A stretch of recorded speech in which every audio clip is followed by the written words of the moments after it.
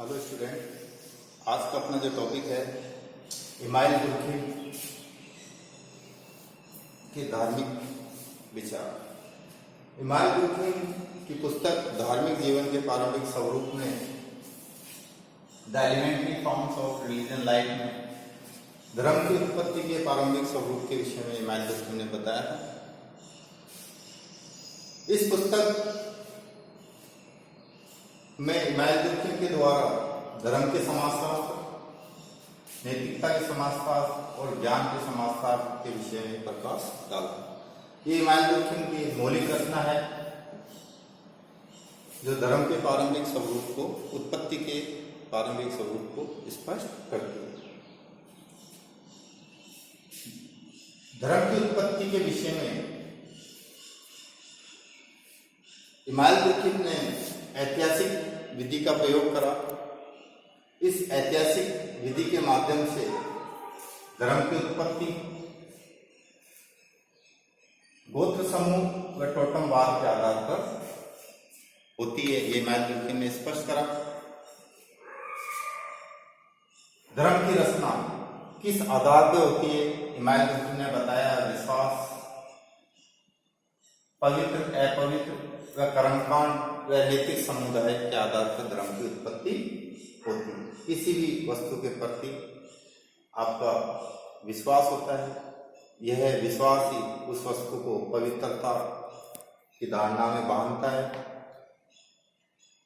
और इन विश्वासों को प्रकट करने के लिए व्यक्ति विभिन्न प्रकार की क्रियाएं व कर्मकांड करता है और इन कर्मकांडों को संगठित रूप से जब व्यक्ति करता है तो एक नैतिक समुदाय जैसे चर्च हुआ, मंदिर हुआ, गिरजाघर इत्यादि की को वो बनाता है।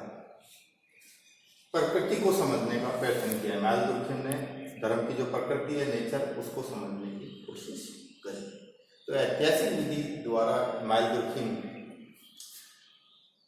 धर्म की उत्पत्ति की प्रारंभिक व्याख्या करता है। इस उत्पत्ति की व्याख्या में धर्म की उत्पत्ति गोत्र व टोटमवाद के आधार पर बताता है।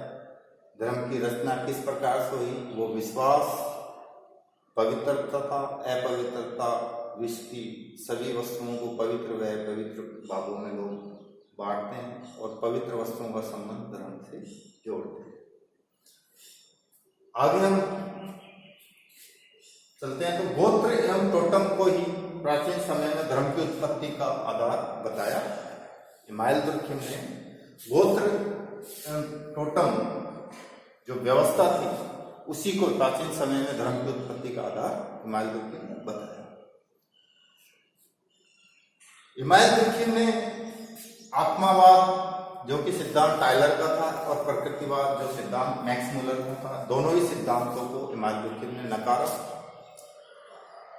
और नकारने का जो मूल कारण था कि आत्मावाद का जो सिद्धांत है वो टाइलर का है, उसमें भी कहीं भी कि धर्म की उत्पत्ति में समाज के महत्व को स्वीकार नहीं किया गया है। ऐसे प्रकृतिवाद मैक्स मुलर का जो सिद्धांत है वो भी धर्म की उत्पत्ति में समाज को महत्व नहीं देता है। इमाइल दुर्खिम धर्म की उत्पत्ति में मुख्यतः समाज को महत्व देते हैं कि वास्तविक देवता समाज ही है और समाज में ऐसे स्थितियां या परिस्थितियां उत्पन्न होती है जिससे कि व्यक्ति धार्मिक विश्वासों को उत्पन्न करते हैं और धार्मिक क्रियाओं को संचालित करते हैं। तो इमाइल दुर्खिम धर्म की उत्पत्ति का जो आधार है या जो उसको प्रस्तुत करना चाहते हैं वो समाज के कारकों के आधार पर उसको प्रस्तुत करना चाहते हैं, अन्य कारकों को नकार। टोटम शब्द को सर्वप्रथम जे.के. लॉन ने प्रस्तुत किया था, जिसको इमाइल दुर्खिम ने स्वीकारा और धर्म की उत्पत्ति का प्रारंभिक स्वरूप बताया था इसके आधार पर। इमाइल दुर्खिम ने ऑस्ट्रेलिया की अरुंधा जनजाति में टोटमवाद का अध्ययन करके धर्म की उत्पत्ति को स्पष्ट करने की उन्होंने रूपरेखा प्रस्तुत की थी। ऑस्ट्रेलिया की अरुंधा जनजाति में टोटमवाद जो है उसके आधार पर धर्म की उत्पत्ति को स्पष्ट किया। अब हम देखेंगे टोटमवाद क्या है। टोटमवाद क्या है? टोटम से संबंधित विभिन्न धारणाओं, विश्वास एवं संगठनों को टोटमवाद कहा जा सकता है। टोटम से संबंधित जो भी धारणाएं हैं, विश्वास, संगठन को टोटमवाद कहा जा सकता है। अब टोटम क्या है? टोटमवाद समझ में आ गया। टोटम से संबंधित जो भी विभिन्न धारणाएं, विश्वास और जो संगठन होते हैं उनको हम टोटमवाद कहते हैं। अब टोटम क्या है? टोटम एक नाम भी है और प्रतीक और चिन्ह भी है, या वस्तु भी हम टोटम को मान सकते हैं। टोटम एक नाम भी है। नाम का तात्पर्य है, नाम के रूप में टोटम किसी गोत्र समूह से संबंधित वस्तु या गोत्र समूह का नाम हो सकता है। मतलब टोटम का नाम का मतलब टोटम किसी गोत्र समूह से संबंधित वस्तु हो सकती है जिसको पूरा गोत्र या समूह मानता है। गोत्र का जो आधार पूर्व में निर्धारित होता था, पूर्वजों के आधार पर एक ही पूर्वज से उत्पन्न जो संतानें होती थी वो एक ही गोत्र की मानी जाती थी, और वो समूह एक ही टोटम को महत्व देता था। टोटम पशु पक्षी, पेड़ पौधे या कोई वस्तु या प्राकृतिक नेचुरल चीजें जैसे सूर्य, चंद्रमा इत्यादि भी हो सकते हैं। इस टोटम की उत्पत्ति का आधार आदिम लोग या जनजाति के लोग ये मानते थे कि ये टोटम हमारे को सुरक्षा प्रदान करेगा, हमारे को संकट से बचाएगा और वो हमें संगठन उत्पन्न करेगा। इसी आधार पर वो टोटम में विश्वास करते थे।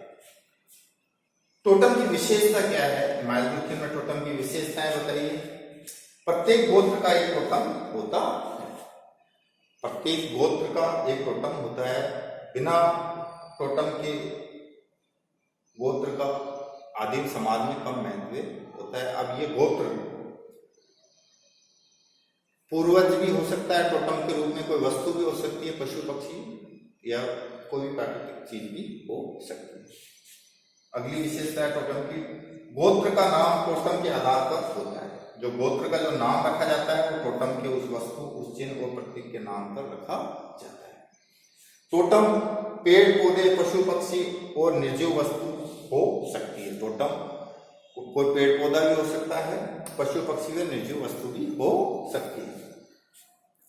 टोटम प्राकृतिक इसकी जो प्रकृति है वो धार्मिक होती है। टोटम की जो प्रकृति है वो धार्मिक होती है। लोग टोटम है जो वस्तु है उसको पवित्र समझते हैं, उसका सम्मान करते हैं, उसके प्रति आदर प्रस्तुत करते हैं और ये कल्पना करते हैं कि संकट के समय ये वस्तु या टोटम है वो हमारी मदद करेगा। टोटम के प्रति लोगों में सम्मान होता है और सामूहिक प्रतिनिधित्व का प्रतीक भी टोटम होता है। वो पूरे समूह का सामूहिक प्रतिनिधित्व करता है। उसी के आधार पर लोगों की विभिन्न प्रकार की गतिविधियां वो करती है। हिमालय दुर्खिन ने अरुणा जनजाति के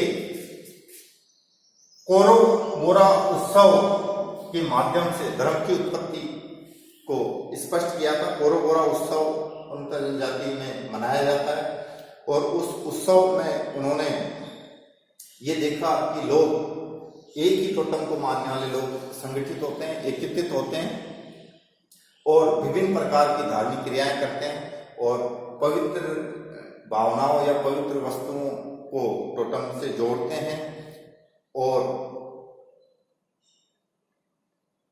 विभिन्न प्रकार के जो संवेग हैं, जो क्रियाएं हैं, वो एक संगठित एक टोटम या वस्तु के प्रति हो जाती है और लोगों में उस समय एक अलग ही ऊर्जा का अनुभव होता है। लोग मानते हैं कि जो हमारी जो वस्तु है या टोटम है वो सर्वशक्तिमान है, वो शक्तिशाली है, उसके प्रति लोगों का समर्पण उत्पन्न होता है और यही सारी क्रियाएं, यही सारे कर्मकांड विश्वास को बनाए रखने के लिए लोग क्रिया करते हैं और कर्मकांडों के द्वारा अपनी विश्वास को अभिव्यक्त करते हैं और इन कर्मकांडों को करने के लिए एक नैतिक समुदाय की व्यक्ति उत्पत्ति करता है या समूह उत्पत्ति करता है और इसी के आधार पर धर्म की उत्पत्ति होती है।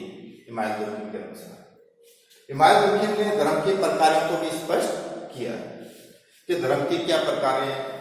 धर्म समाज में अनुशासन को उत्पन्न करता है, धर्म सामूहिक एकता को बनाता है समाज में, समाज की उपयोगिता को सिद्ध करता है धर्म, और धर्म संवेग और भावनाओं को संतुलित करता है, सामाजिक जीवन के अस्तित्व को बनाता है।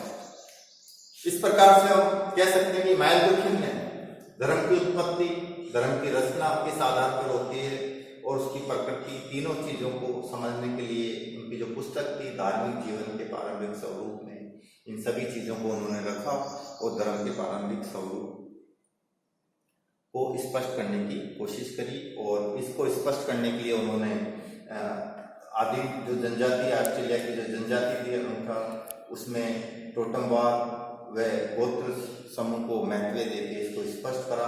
और उनका और दुनिया भर की जो वस्तुएं उनको उन्होंने पवित्र और अपवित्र के आधार पर बांटा, बताया कि धर्म का जो संबंध है वो पवित्र वस्तुओं से होता है और अपवित्र वस्तुओं को धार्मिक क्रियाओं से अलग रखा जाता है। और इस पवित्र वस्तु के प्रति लोगों की श्रद्धा होती है, विश्वास होती है, और इस श्रद्धा और विश्वास को प्रकट करने के लिए लोग कर्मकांड करते हैं और इन कर्मकांडों को करने के लिए वो एक नैतिक समुदाय व नैतिक संगठन को उत्पन्न करते हैं। यही इमानुएल डुर्खिम का धर्म की उत्पत्ति के धार्मिक जीवन के प्रारंभिक स्वरूप जो पुस्तक है उसमें धर्म का सार है। इसी के माध्यम से इमानुएल डुर्खिम ने धर्म की उत्पत्ति को स्पष्ट किया है। Thank you.